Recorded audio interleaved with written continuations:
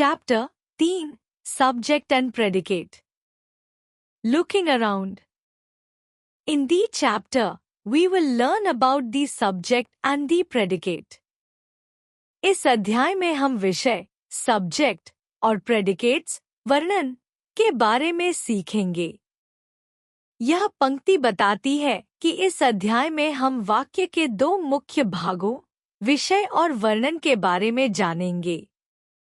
Each sentence has two parts, subject and predicate. प्रत्येक वाक्य के दो भाग होते हैं, विषय और वर्णन। यह पंक्ति बताती है कि हर वाक्य में दो मुख्य हिस्से होते हैं, विषय और वर्णन। Subject. The part about which something is said in a sentence is called the subject.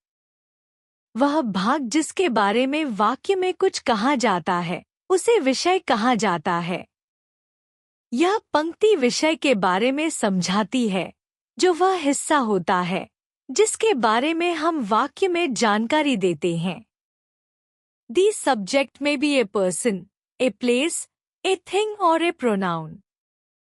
विषय एक व्यक्ति, स्थान, वस्तु या सर्वनाम हो सकता है। यह पंक्ति बताती है कि विषय किसी व्यक्ति, स्थान, वस्तु या सर्वनाम का रूप हो सकता है। Examples. एक The children are writing. बच्चे लिख रहे हैं। यह वाक्य में children, बच्चे, विषय है, क्योंकि इसके बारे में कुछ कहा जा रहा है। दो अभिनव is jumping. अभिनव कूद रहा है। यह वाक्य में अभिनव, विषय है, क्योंकि इस बारे में वाक्य में कुछ बताया जा रहा है। In the above sentences, colored words are subjects. ऊपर दिए गए वाक्यों में रंगीन शब्द विषय हैं। यह पंक्ति बताती है कि उदाहरणों में जो शब्द रंगीन हैं, वे विषय हैं। Remember it. Subject answers the questions like who or what. विषय उन सवालों का जवाब देता है जैसे कौन या क्या। यह पंक्ति यह समझाती है कि विषय के बारे में सवाल कौन, व्यक्ति या क्या, वस्तु या घटना पूछा जा सकता है। Predicate. The part of a sentence which tells something about the subject is called the predicate. It may consist of a single word or a number of words. वाक्य का वह भाग जो विषय के बारे में कुछ बताता है, उसे वर्णन कहा जाता है। यह एक शब्द या कई शब्दों से मिलकर बन सकता है। यह पंक्ति वर्णन के बारे में बताती है, जो वाक्य का वह भाग है जो विषय के बारे में जानकारी देता है। Examples. एक The children are writing. बच्चे लिख रहे हैं। यहाँ are writing, लिख रहे हैं, वर्णन है, क्योंकि यह विषय, बच्चे, के बारे में कुछ बताता है। दो अभिनव is jumping. अभिनव कूद रहा है। यहाँ is jumping, कूद रहा है, वर्णन है, क्योंकि यह विषय, अभिनव, के बारे में जानकारी देता है। In the above sentences, colored words are predicates. ऊपर दिए गए वाक्यों में रंगीन शब्द वर्णन हैं। यह पंक्ति बताती है कि उदाहरणों में जो शब्द रंगीन हैं, वे वर्णन हैं। Look at a few more examples. Subject predicate.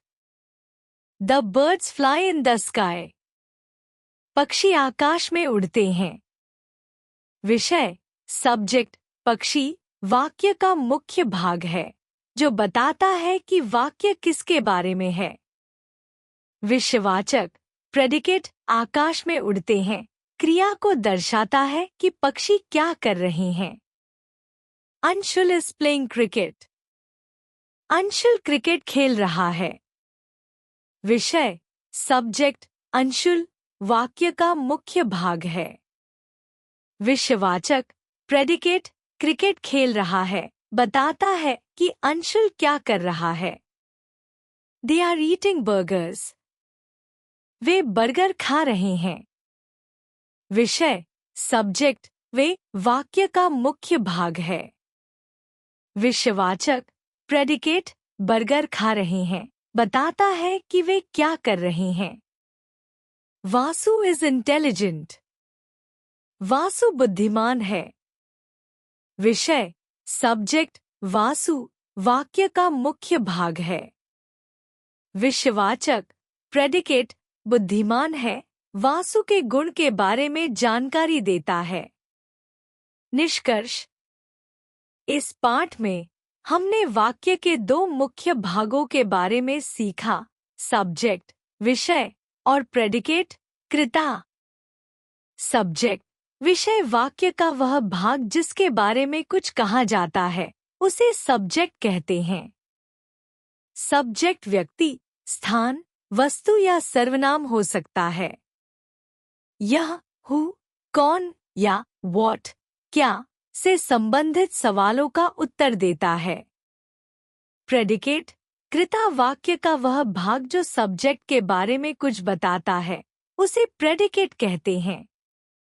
Predicate एक शब्द या कई शब्दों का समूह हो सकता है। उदाहरण के रूप में वाक्य दी चिल्ड्रन आर राइटिंग में दी चिल्ड्रन सब्जेक्ट है और आर राइटिंग प्रेडिकेट है। इसी तरह अभिनव इज जंपिंग में अभिनव सब्जेक्ट है और इज जंपिंग प्रेडिकेट है। वाक्य में सब्जेक्ट और प्रेडिकेट दोनों का होना आवश्यक होता है ताकि वह पूर्ण और अर्थपूर्ण बन सके।